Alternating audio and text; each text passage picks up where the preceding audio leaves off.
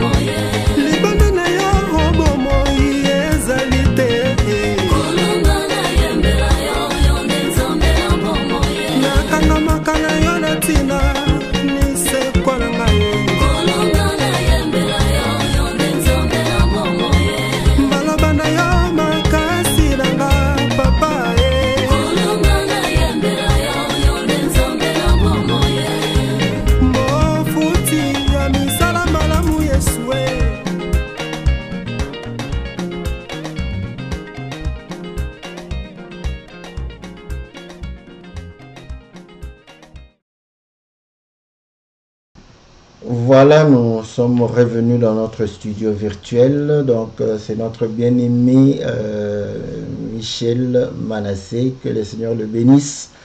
Donc, il chante la victoire du Seigneur pour dire que voilà, devant Goliath, le Seigneur, c'est notre vaillant héros, vaillant guerrier. Il a vaincu. Et il a fait de nous aussi des vainqueurs comme lui. Nous sommes comme lui, des guerriers, des vaillants, des costauds, des gaillards, donc pour pouvoir réellement aussi vaincre. Donc voilà pourquoi il chante le Seigneur, il chante Dieu comme étant source de tout du salut, comme étant réellement le chemin de vie qui nous a été donné et montré afin que nous puissions marcher sur ce chemin. Donc il chante le Seigneur pour ses bienfaits, pour ce qu'il a fait, ce qu'il a manifesté en nous accordant la victoire au travers réellement l'œuvre de la croix. Voilà, donc il va chanter aussi en Swahili. Je crois parce que je sais que je ne comprends pas très bien, mais il y a des mots où je peux faire des connexions pour comprendre que il a répété exactement ce qu'il avait chanté en Lingala pour montrer que le Seigneur c'est notre héros, c'est notre vaillant guerrier, et il a fait de nous des vainqueurs, des guerriers, voilà, donc exactement comme lui.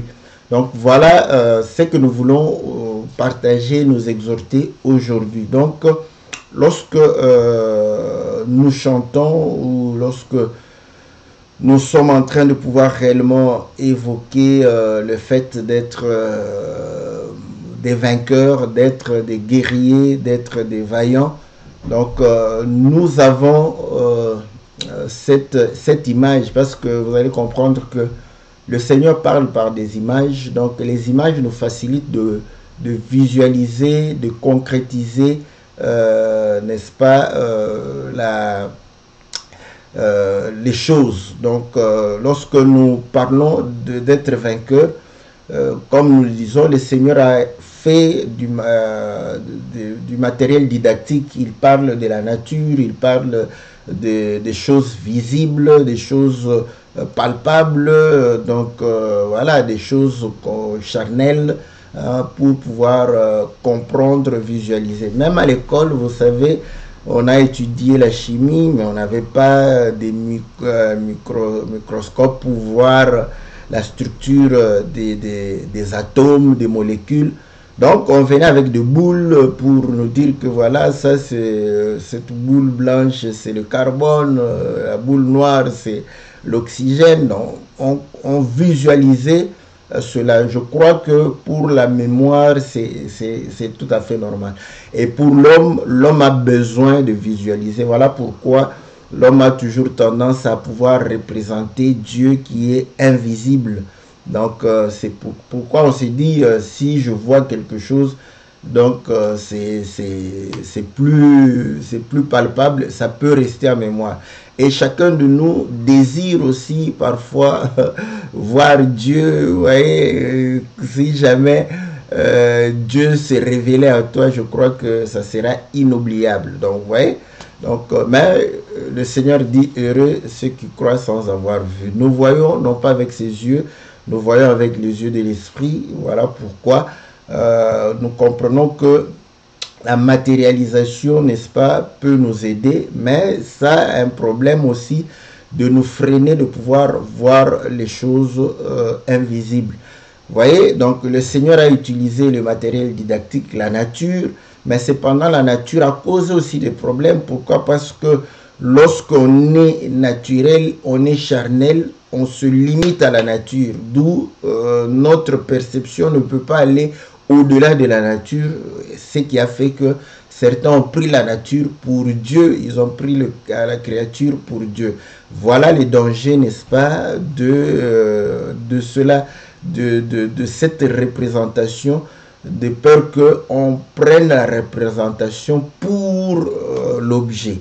Donc, c'est ça toute la difficulté. Mais ainsi, vous allez comprendre que pourquoi j'insiste sur cela, parce que c'est ce qui se passe réellement dans notre entendement, n'est-ce pas, lorsque nous parlons d'être vainqueur.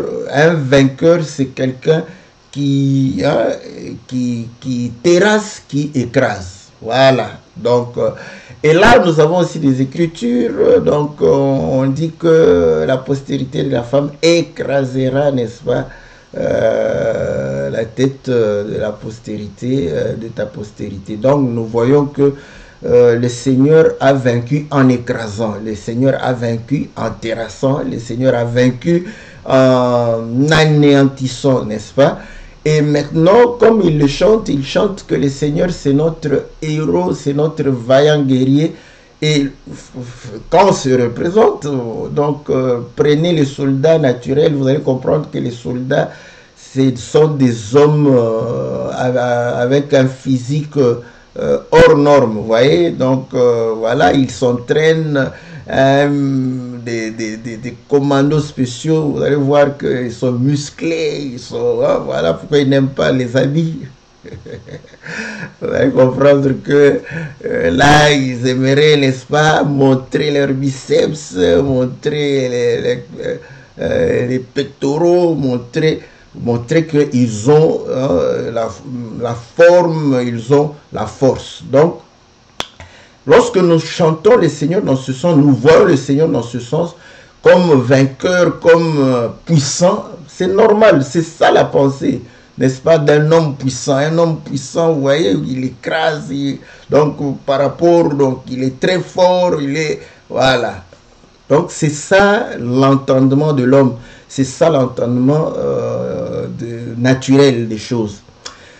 Voilà le danger de cet entendement, n'est-ce pas? Parce que je suis vainqueur, vous voyez? Quelqu'un vient me menacer, quelqu'un vient voilà, me persécuter. Je suis fort, voilà. Donc, on a tendance à pouvoir réellement se défendre parce qu'on est fort. C'est ça, parce que quelqu'un qui est fort, il va se défendre. Il ne va pas chercher à ce qu'on le défende. Il se défend parce qu'il est fort, il est sûr de sa force.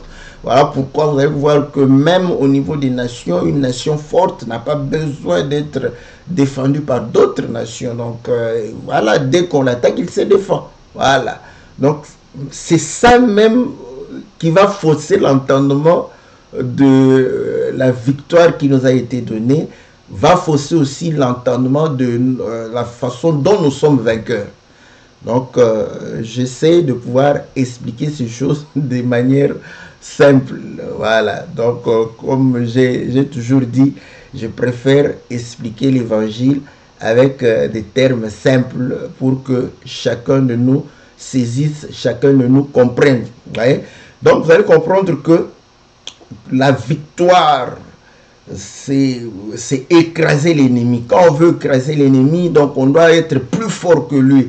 Bon, s'il est costaud, s'il est donc certain, parce que la force est liée à la masse. Donc même en physique, force est liée à la masse. Donc je crois que c'est la masse multipliée par l'accélération. Donc vous voyez, donc c'est lié à la masse. Plus la masse augmente, plus la force augmente. Donc vous allez comprendre que voilà pourquoi ceux qui veulent être plus forts, ils se musclent, voilà, pour qu'ils aient plus de muscles, pour pouvoir réellement avoir plus de force.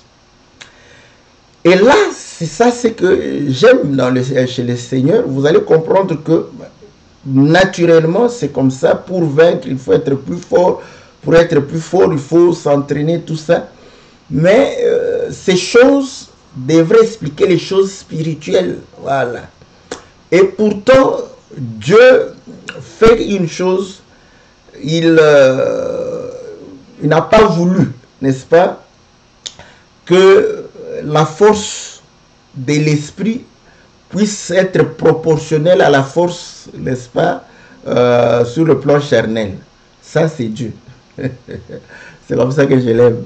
Voilà. Donc, le Seigneur a vaincu. Le Seigneur a écrasé, le Seigneur a terrassé, le Seigneur a anéanti. Et comme si vous prenez Nombre chapitre 10, on a déjà donné cette écriture par rapport aux trompettes. Vous allez voir que lorsque la nuée s'est levée, Moïse disait que lève-toi éternel, que tes ennemis se dispersent. Donc vous voyez, donc ça c'est l'image. C'est Dieu qui s'élève, qui terrasse les ennemis. Donc vous allez comprendre qu'on a cette image-là. Voilà. Mais, curieusement, vous allez comprendre que lorsque le Seigneur fait cela, mais il va vaincre de quelle manière? Lui-même le Seigneur. Comment il a vaincu? Il a vaincu tout en étant dans une position de faiblesse. Voilà. Parce que l'œuvre de la croix, c'est à la croix, le Seigneur a anéanti les principautés comme Colossiens le dit. Je vais lire quand même les Écritures. Je peux aussi parler comme ça, mais bon, vous savez, dans notre famille, on nous a habitués à lire les Écritures. Je suis parmi ceux qui n'aiment pas, qui citent les Écritures, mais qui n'aiment pas trop les lire. Mais je me suis toujours donné cette peine-là de pouvoir lire les Écritures, parce que c'est pour aider ceux qui ne lisent pas. Nous sommes dans le livre de Colossiens chapitre 2, n'est-ce pas? Au verset, je commence au verset 13. Vous qui étiez morts par vos offenses et par l'incirconcision de votre chair, il vous a rendu à la vie avec lui en vous faisant grâce pour toutes vos offenses. Et il a effacé l'acte dont les ordonnances nous condamnaient et qui subsistait contre nous. Il a détruit en le clouant à la croix. Il a dépouillé les dominations et les autorités, les a livrées publiquement en spectacle, en triomphant d'elles par la croix. Voilà ce qui est dit ici. Maintenant, en image, voilà, parce que ça, c'est dit. C'est comme la voix. Hein? Vous entendez la voix. Que voilà, le Seigneur nous a ramenés à la vie. Hein? Tout ça, voilà. Hein? Il a dépouillé les principautés, les dominations. Il les a livrées en spectacle. En les triomphant par la croix, les clouant à la croix. Hein? Vous voyez? Maintenant, si notre frère Ghislain, c'est un artiste, si on lui disait de peindre ces écritures de Colossiens, mais je crois que vous allez voir comment l'ennemi est terrassé, comment les démons, les sorciers, les mauvais esprits matérialiser tout ça. Vous allez voir comment ils seront en débandade. Mais maintenant, prenons cela. Je ne dis pas, mon frère, de le faire. Hein. Prenons, parce que le Seigneur a fait ce scénario. Allons à la croix. Qui a été livré en spectacle? C'est le Seigneur Jésus. qui a été dépouillé de ses habits? C'est le Seigneur Jésus. Qui a été dépouillé de l'honneur, de cette considération de cette considération de sa majesté. C'est le Seigneur. Voilà pourquoi quand Pilate va venir inscrire sur la croix celui-ci Jésus-Christ, le roi des Juifs, ils ont dit non, non, non, enlève ça. Comment un roi qui va... Donc, vous voyez que ce que nous lisons ici et ce qui est vu de nos yeux comme ça, c'est différent. Très différent. Parce que là-bas, c'est le Seigneur qui a été mis en spectacle, c'est le Seigneur qui a été exposé à l'ignominie, à l'opprobre, vous voyez? Donc, c'est le Seigneur qui a été, voilà, humilié. Mais de ce côté ici, c'est lui qui est en train de vaincre. Ce n'est pas contradictoire. Voilà, ce n'est pas contradictoire. Voilà pourquoi 1 Corinthiens chapitre 1 va pouvoir réellement nous aider à comprendre. Vous voyez, le Seigneur, parce que nous devons être des vainqueurs. là, c'est vraiment, je suis tout à fait d'accord. Mais comment est l'entendement que tu as d'être un vainqueur? Il faut que tu aies l'entendement que le Seigneur a du fait d'être vainqueur. Nous sommes dans 1 Corinthiens chapitre 1, la Bible dit ceci au verset 25, « Car la folie de Dieu est plus sage que les hommes, et la faiblesse de Dieu est plus forte que les hommes. » Voilà. Vous voyez?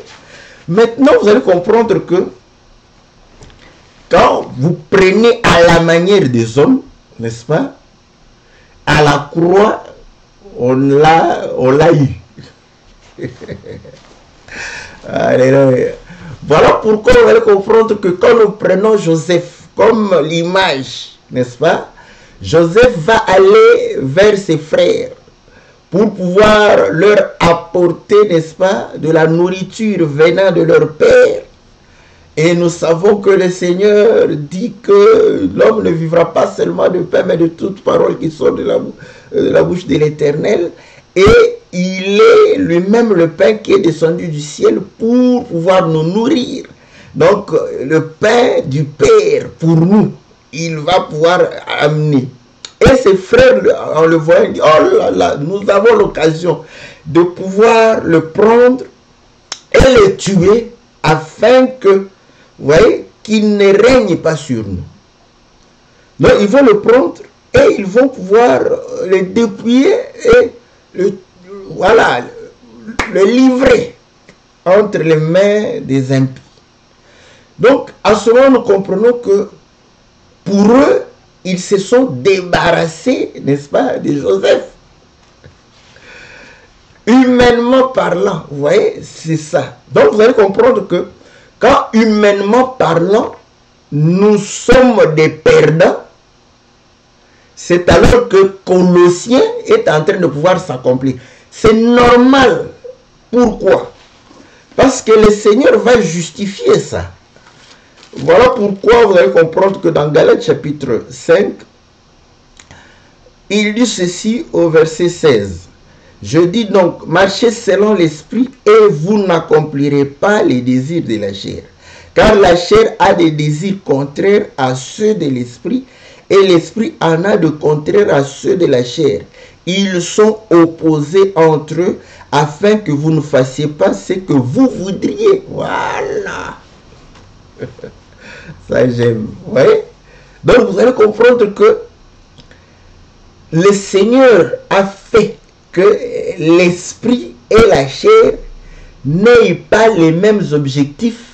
L'esprit et la chair ne puissent pas marcher ensemble. Donc maintenant, quand tu es en train de témoigner, parce que ce que le Seigneur a fait, il a vaincu à la croix. Tu es en train de témoigner la victoire. Tu es en train de témoigner ce que le Seigneur a fait. Comprends que l'entendement que tu dois avoir ne doit pas être par rapport à la chair. Parce que par rapport à la chair, tu devrais normalement sur le plan charnel être vainqueur, dominer, anéantir, écraser. Voilà.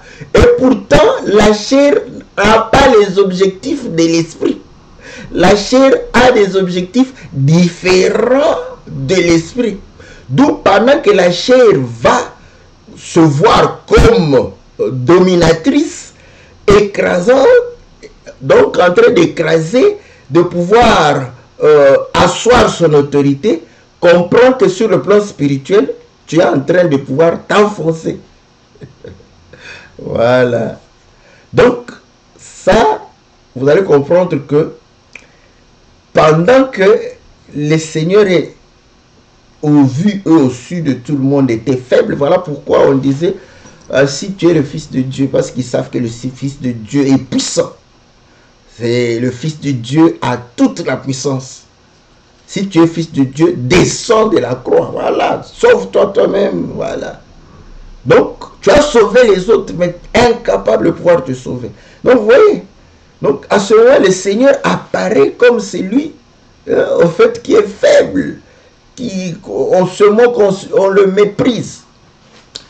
Et ce qu'il a fait, le frère le chante aussi, il dit, devant Goliath, parce que ça c'était devant. Or, Goliath c'était un géant. Voilà. J'aime la parole. Bon, moi je les prêche comme ça, simplement, pas en cherchant trop de monter. Je n'aime pas trop monter, n'est-ce pas? Voilà. Nous sommes dans 1 Samuel chapitre 17. 1 Samuel chapitre 17. Je lis le verset 4. Un homme sortit alors du camp des Philistins et s'avança entre les deux armées. Il s'est nommé Goliath. Il était de Gath. Il avait une taille de 6 coudées et un éperon. Donc vous allez voir que c'était un homme, un géant, un costaud, vraiment un homme musclé. Vous voyez?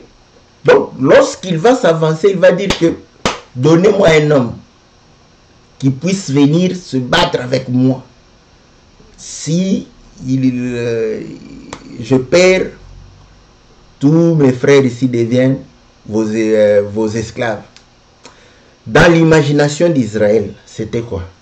Il fallait chercher un homme costaud, un homme musclé, un guerrier, un homme qui s'entraîne tous les jours. Voilà. Mais ils ont commencé à se regarder. Ils avaient des costauds, ils avaient des guerriers, ils avaient des hommes habitués au combat, hein, n'est-ce pas? Des soldats, des commandos spéciaux aussi, n'est-ce pas? Ils avaient tout ça. Mais ils se sont regardés. Ils ont regardé maintenant Goliath. Ils se sont comparés avec Goliath. Ils se sont dit non.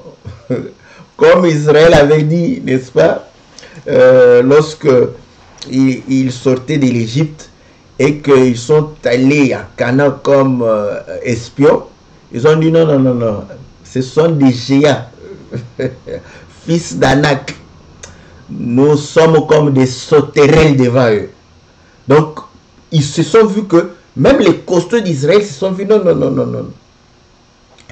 Et c'est là où le Seigneur va pouvoir envoyer David, n'est-ce pas? Comme d'habitude, David va aller vers ses frères. Vous voyez, c'est toujours, Joseph est allé vers ses frères. Le père va envoyer, va voir tes frères, amène-leur la nourriture. David aussi, de la même manière, n'est-ce pas? Va voir tes frères, amène de la nourriture, tu vas voir s'ils sont bien. David va venir, arriver, n'est-ce pas? Et regardez David, au lieu qu'il soit un homme costaud, un homme musclé, non, non. Parce que pourquoi? Pour respecter le fait que la victoire de l'esprit doit être disproportionnelle à la victoire de la chair. C'est un vase clos. Si dans le quartier, les hommes ont peur de toi, n'est-ce pas? Comprends que ta chair est comme ça, ton esprit est en bas. Voilà. Si dans ton quartier, les hommes n'ont pas peur de toi, n'est-ce pas? Ils peuvent se moquer de toi, ils trouvent que tu n'as pratiquement rien, tout ça. Mais ils ne savent pas te dominer. Même ils te menacent, ils font tout. Mais ils ne savent pas t'anéantir.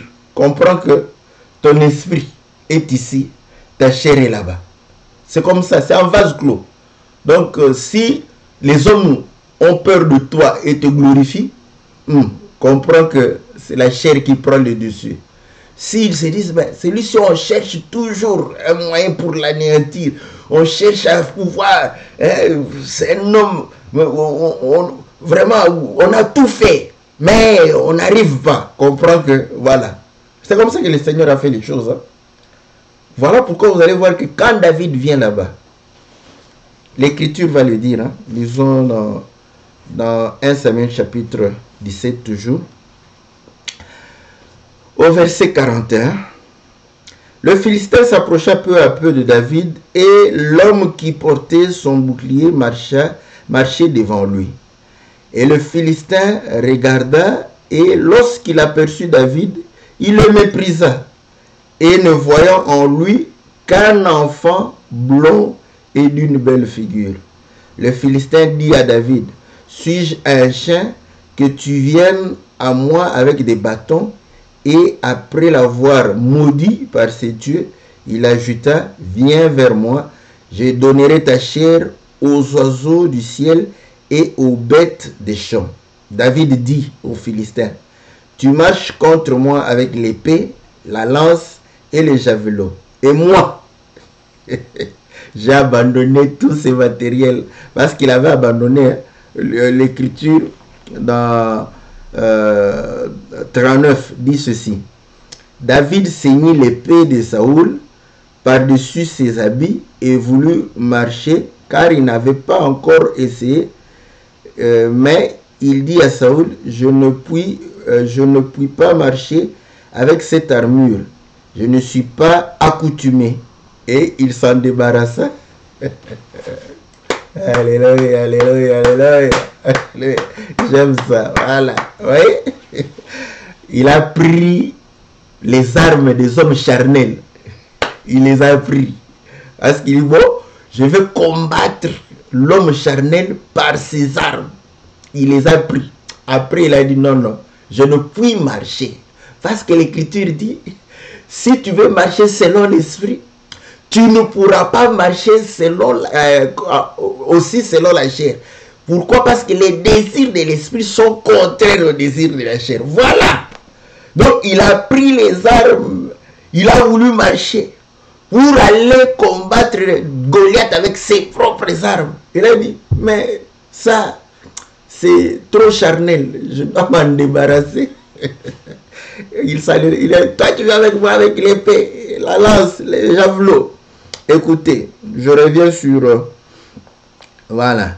David dit, et moi, je marche contre toi au nom de l'Éternel des armées, du Dieu de l'armée d'Israël que tu as insulté. Voilà. Tout ce qu'il avait, c'était le nom de l'Éternel des armées. Et ce nom-là, c'est la parole. Alléluia. C'est la parole. Vous voyez? Le nom, c'est la parole. Parce qu'au commencement était la parole était avec Dieu. La parole était Dieu. Donc, il est venu conformément à la parole. Écoutez maintenant, vous allez voir que pendant qu'il était un géant, donc dans l'entendement humain, pour vaincre un géant, il fallait être un géant. Mais effectivement, David était un géant. Mais un géant, c'est comme ça, au niveau de l'esprit. Parce que vous allez comprendre que physiquement comme ça, il ne pouvait pas être géant. Pourquoi? Parce que ça aurait été les mêmes armes qu'on utilise, que l'ennemi est en train de pouvoir utiliser.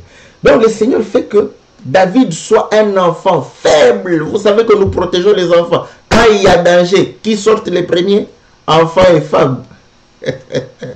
Les hommes, supposés des costauds, même si tu as un gros ventre, Bedona, même si tu es un fainéant hors cadre, mais on va faire sortir ta femme qui fait le sport tous les jours, qui est athlète, n'est-ce pas, très physique, très souple. Elle sortira avant toi parce que c'est supposé que toi tu es fort, elle est faible. Ça j'aime. Et les enfants. Donc l'enfant était faible. Et c'est là où nous comprenons que l'Écriture dit que la faiblesse de Dieu, David était la faiblesse de Dieu. Mais la faiblesse de Dieu est plus forte que Goliath, les hommes. Et là, vous allez comprendre exactement, c'est ça la pensée du Seigneur. Voilà pourquoi vous allez comprendre que le Seigneur va, comme Hébreux chapitre 1, verset 1 dit, il parle tantôt d'une manière ou d'une autre à plusieurs reprises, de plusieurs manières. Hein? Rappelez-vous que au temps de Déborah, quand Barak est allé au combat, le général, n'est-ce pas? Nous sommes dans Juge chapitre 4. Le général Sisera sera tué par une femme. Calmement. Parce que quand la femme tue, elle n'a pas combattu. Hein? Elle n'a pas combattu Lisée, vous allez voir. L'homme a combattu là-bas, il a combattu, il a commencé à fuir parce que c'était terrible là-bas. Il fuyait, arrivé dans la tente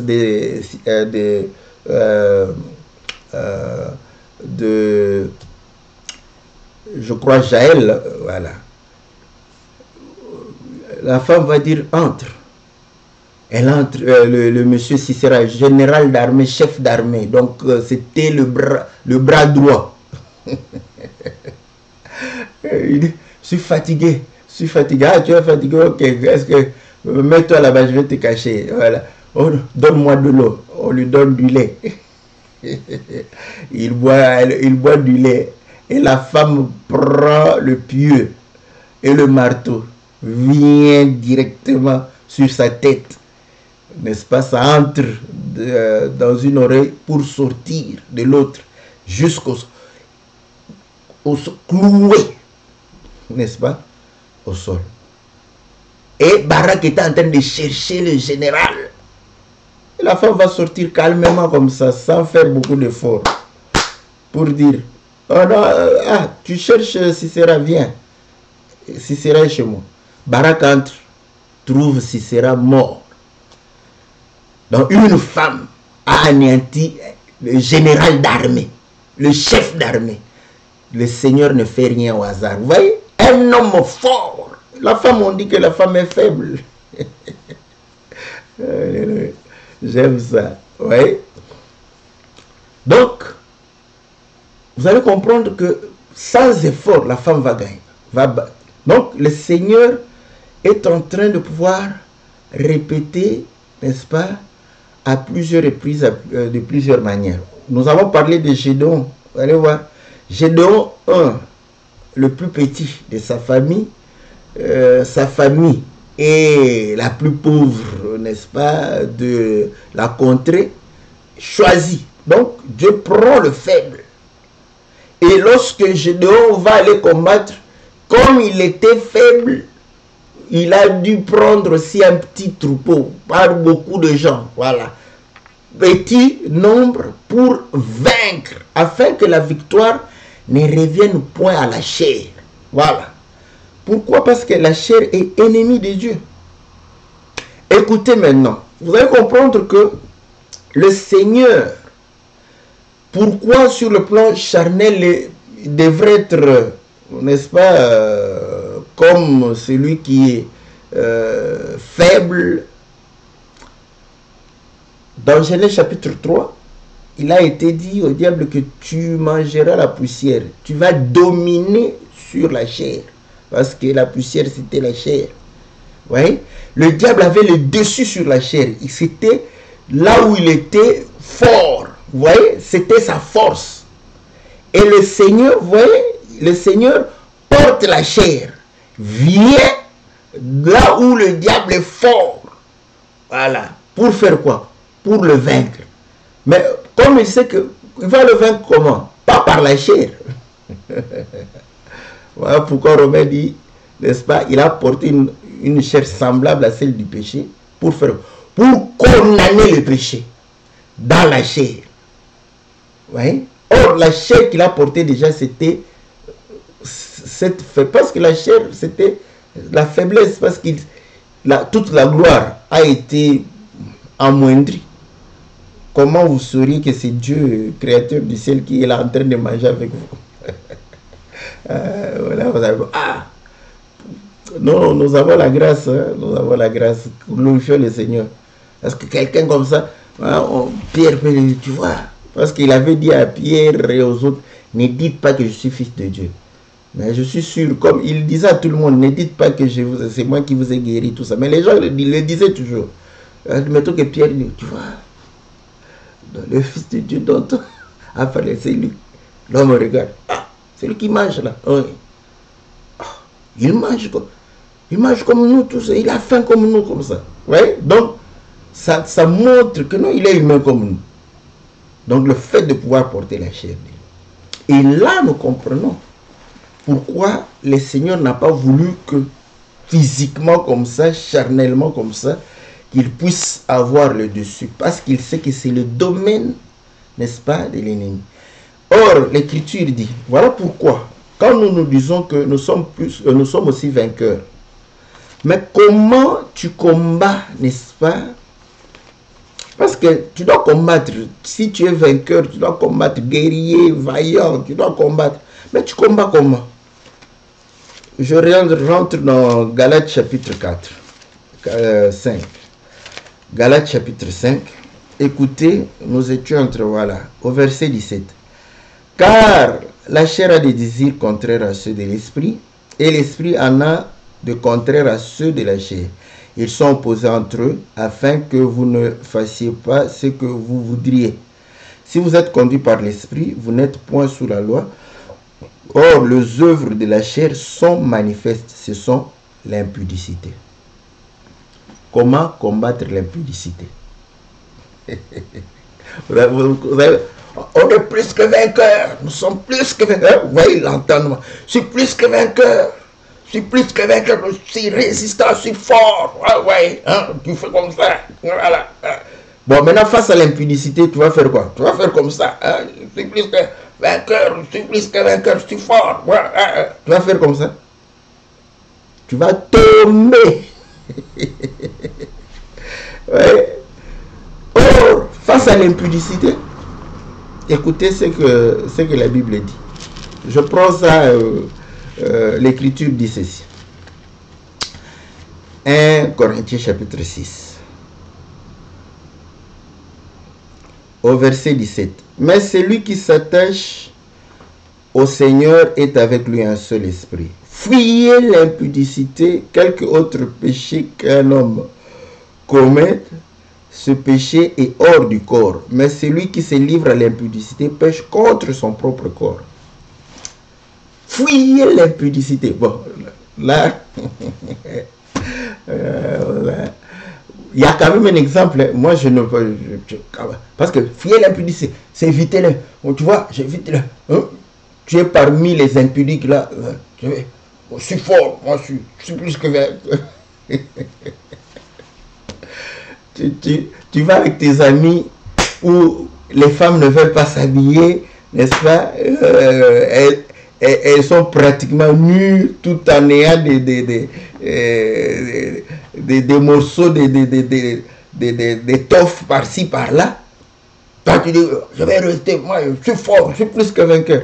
Tu vas tomber, KO. Ouais? Joseph a fui, comme ça, il a fui. Il a fui, ah, si je reste ici, je serai KO dans 2 minutes. Il a fui. Ouais. Donc, vous allez comprendre que c'est la fuite. Pourquoi? Ouais. On est en train de vaincre l'impudicité par la fuite. Or, la fuite, c'est, humainement parlant, c'est quelqu'un qui a perdu, c'est quelqu'un qui n'est pas fort. Oui. Donc vous allez comprendre que le Seigneur fait que sur le plan naturel comme ça, charnel comme ça, qu'on n'ait pas à pouvoir se donner de la confiance par rapport à la chair. Oui. Pour dire que non, je vais résister, je suis fort. Non, non, non. Donc il faut éviter. Voilà, ton ami... Voilà pourquoi quand tes amis, oh non, viens, on va aller dans des boîtes de nuit. Vous savez, les boîtes de nuit, bon, maintenant en Afrique c'est comme ça aussi. Hein. Parce qu'en Europe ici, vous allez voir, on va vous mettre des femmes nues, complètement nues, en train de danser, voilà, en train de regarder. Tout ça, ça vous entre, n'est-ce pas? Et après, tu vas voir une femme en train de boire là-bas, en train de te regarder aussi. Vous voyez? Cette femme observe comment tu observes celle qui est devant toi en train. Celle-là, elle est payée pour ça. Elle est en train de te regarder. Quand il voit que non, non, non, l'homme a vraiment visualisé, il a mis tout ça dans sa tête, tout. Celle-là va s'approcher de toi. On va voir comment toi tu vas t'en sortir. Le mieux serait de dire non, non, ces endroits-là, tu fuis carrément. Ces endroits-là, non. Oh, mais toi, on va juste pour le plaisir des yeux. Non, non, non, non, non, non. Ces endroits-là, je ne les fréquente plus. Ouais. Donc, c'est cette manière-là. Pour montrer que c'est une faiblesse par rapport à la chair, mais une victoire par rapport à l'esprit. Revenons dans Galates chapitre 5. Voilà. On dit l'impureté, la dissolution, l'idolâtrie, la magie, les inimitiés, les querelles, les jalousies, les animosités, les disputes, les divisions et les sectes. Je choisis aussi, hein. J'ai pris, je prends les querelles. Voilà. Vous voyez, comment nous allons vaincre par rapport à l'envie, n'est-ce pas, de la chair, c'est quoi? Voilà pourquoi il était dit œil pour œil, dent pour dent. Donc, le principe humain, rendre coup sur coup. Voilà. Le Seigneur va rappeler dans Matthieu chapitre 5, il vous a été dit œil pour œil, dent pour dent. Mais moi, je vous dis, voilà, je préfère, parce que c'est exactement ce que le Seigneur est en train de démontrer, que par rapport à la chair, quand il y a querelle, tu dois riposter, voilà, coup sur coup, voilà. Tu lances missile, on te lance aussi quelques missiles là-bas chez toi. Comme ça, si mes missiles sont plus persuasifs, là tu laisses le combat. Donc, vous voyez, c'est coup sur coup, œil pour œil, dent pour dent. Ça, c'est le principe humain. Pourquoi si tu es plus fort, le coup que tu vas donner, l'homme va sentir, non, non, non, non, ça c'est un coup, donc je ne peux pas me mesurer. Vous voyez, donc, pour les querelles, c'est comme ça. Vous voyez. Mais comment nous allons vaincre? C'est ce que le Seigneur nous donne, n'est-ce pas, dans Matthieu chapitre 5. Matthieu chapitre 5. Au verset 38. Vous avez appris qu'il a été dit œil pour œil, dent pour dent. Mais moi, je vous dis de ne pas résister aux méchants. Alléluia. De ne pas résister aux méchants. Ouais. Pourquoi? Parce qu'un méchant, c'est la résistance que tu fais aux méchants, c'est ça, il te pèse, il te mesure. C'est comme ça, c'est la nature. Même les animaux le font. Avant de se bagarrer, ils vont se tester. Voilà. Quand ils sentent que non, non, non, non, ici, je n'ai pas la possibilité de gagner, ils prennent la fuite. Les hommes sont comme ça aussi. Mais le Seigneur démontre par là que on n'a pas à se confier à la chair, n'est-ce pas, pour intimider les gens par la chair, ou les impressionner, ou les terrasser par la chair. C'est comme ça que nous sommes vainqueurs. Nous sommes vainqueurs lorsque eux ils veulent nous impressionner. Et je crois aussi, ici, je crois que même Socrate sera d'accord avec le Seigneur.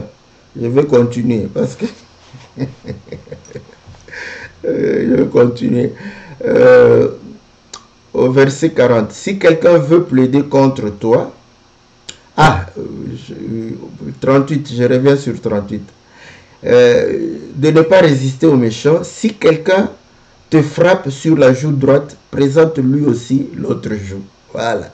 Si quelqu'un veut plaider contre toi, prends ta tunique, laisse-lui encore ton manteau. Si quelqu'un te force à faire 1000, fais-en 2 avec lui. Donne à celui qui te demande et ne te détourne pas de celui qui veut t'emprunter. Vous avez appris qu'il a été dit, tu aimeras ton prochain et tu haïras ton ennemi. Voilà. Quand on haït quelqu'un, on va le maltraiter, le terrasser. Voilà. Mais le Seigneur dit que moi je vous dis d'aimer, de ne pas terrasser vos ennemis, de ne pas les impressionner. Donc vous allez comprendre que notre victoire est réellement dans l'humilité. Notre victoire est en évitant réellement ces affrontements, ces ripostes. Voilà. Donc on n'a pas à pouvoir faire coup sur coup, dent pour dent, œil pour œil. On n'a pas à faire ça. C'est dans cela que nous sommes plus que vainqueurs. Voilà pourquoi quand on te cherche, il faut éviter. Voilà. C'est comme ça. C'est comme ça que tu sortiras plus que vainqueur. Parce que tu peux, sur le plan de la parole, de la persuasion, être très efficace. N'est-ce pas? de pouvoir savoir intimider les autres plus qu'ils peuvent t'intimider. Mais après ça, ils vont te traiter d'avoir la même nature qu'eux. Voilà. Donc c'est cela où le Seigneur a mis le secret de la victoire. Et vous allez comprendre que dans la vie de tous les jours, c'est lorsque nous acceptons de pouvoir faire mourir la chair, n'est-ce pas? Comment? Comme David a fait, pas prendre les armes de la chair pour riposter, mais prendre la parole. Voilà pourquoi j'ai toujours dit, face à une situation, il faut dire toujours, que dit la parole? Voilà. Et ce que dit la parole te donnera la victoire. Parce que si tu es pour la parole, Dieu sera pour toi. Et celui qui sera contre toi, sera contre Dieu. Donc voilà ce que nous voulions nous exhorter, n'est-ce pas, par rapport à cet entendement. Parce que nous avons toujours tendance à voir que lorsque nous sommes vainqueurs, et là vous allez comprendre pourquoi Jean dit petits enfants. Voilà, il parle, vous croyez qu'il parlait aux enfants, il parlait aussi à des gens, à des personnes âgées, n'est-ce pas? Mais il dit petits enfants, ne craignez pas, celui qui est en vous est plus fort que celui qui est dans le monde. Il prend l'expression des petits enfants. Pourquoi? Parce que l'enfance, c'est la faiblesse. Vous voyez, nous sommes comme des enfants. Donc, nous n'avons pas à nous défendre nous-mêmes, mais il y a quelqu'un qui doit nous défendre. Or, donc, c'est-à-dire que nous ne devons pas réagir par la chair. Afin que le Seigneur puisse nous défendre. Afin que la victoire que le Seigneur a obtenue à la croix soit la nôtre. Sinon, si tu te défends, il ne va plus te défendre. Il va attendre à ce que tu puisses... bon, si tu perds, c'est alors que tu vas le chercher. Mais si tu gagnes, tu continueras à te défendre. Vous voyez? Donc, vous allez comprendre que tout est lié. Vous voyez? Notre victoire est la victoire du Seigneur. Il a fait de nous des vainqueurs. Comment? Comme lui. Parce qu'il est vaillant, nous devons être vaillants comme lui. Quand il était vaillant, il n'a pas montré les muscles charnels. Non, il ne les a pas montrés. Mais il a montré les muscles spirituels. On l'a frappé, il n'a point répondu. Voilà. On l'a insulté, il n'a point répondu. On l'a maltraité, il n'a pas répondu. Bon, toi maintenant, quand on t'insulte, quand on te maltraite, quand on t'escroque, tout en disant, oh, je suis plus qu'un vainqueur, je suis plus qu'un vainqueur. Quand tu pries, Seigneur, merci pour la victoire de la croix de Golgotha. Merci Seigneur, je suis plus que vainqueur. Oh Dieu, tu as fait de nous plus que vainqueurs. Mais là, après la prière, toi tu joues avec moi, toi je te dis, si tu ne remets pas cet argent-là, tu verras ce que je vais te faire. Quand tu rentres, oh Seigneur Jésus, merci pour l'œuvre de la croix. Oh, le Seigneur s'étonne, il se dit, oh là, cet homme ici, j'ai vaincu pour lui. En tout cas, il s'est dit, non. Ça, c'est une victoire. Parce que le Seigneur est comme ça. Là où il n'a pas combattu, il ne faut pas venir lui dire qu'il a vaincu. Nous, les hommes, on est comme ça, on n'a rien fait, on dit, ah, c'est toi qui as vaincu. Oh, là, tu dis, oh, c'est bien, c'est moi. Dieu, non, il dit, non, là, tu as combattu seul. Ouais. Donc, vous allez comprendre que, comme lui, il ne faut pas répondre aux querelles, aux mépris, à la persécution, à la tribulation. Il ne faut pas répondre, n'est-ce pas? Tout ça pourquoi? Pour ne pas pécher, n'est-ce pas? Comme eux. Voilà pourquoi toute la réponse était pas, Père, pardonne-leur car ils ne savent pas ce qu'ils font. Et là, vous allez comprendre que il a vaincu. La mort était la victoire sur la chair. Oui? Il prend la chair parce que la chair était faible. Il prend la position de la faiblesse. Il meurt. Et quand il ressuscite d'entre les morts, voilà pourquoi 1 Corinthiens chapitre 15 dit, ô mort, où est ton aiguillon? Ô mort, où est ta victoire? Voilà. On a pris l'ennemi par son propre piège. Ouais, là où il croyait être fort, c'est là où, n'est-ce pas, on l'a vaincu. Or, dans les techniques humaines, on attaque le côté faible. Mais le Seigneur a compris que la faiblesse du diable, c'est ça. C'est ce qui fait ça. C'est ce qui est, entre guillemets, sa force. Bon, il y a beaucoup de choses à pouvoir dire. C'est comme ça que le diable... on se pose la question, mais comment le diable a péché? Le diable a péché par orgueil.